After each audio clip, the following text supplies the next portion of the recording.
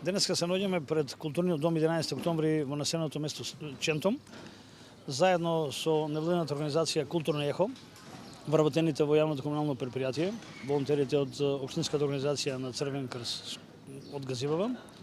како и граѓаните и другите жители кои што сакат да се приклучат кон она што денеска на символичен начин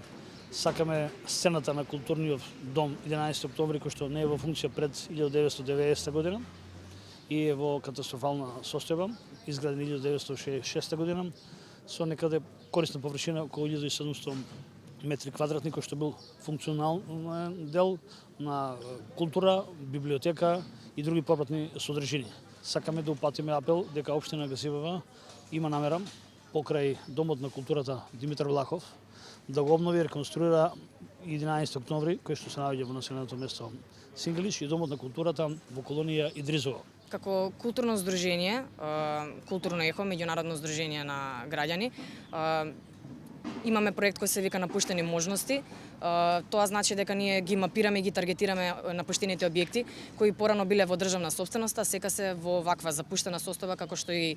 Домот на култура 11 октомври во Ченто.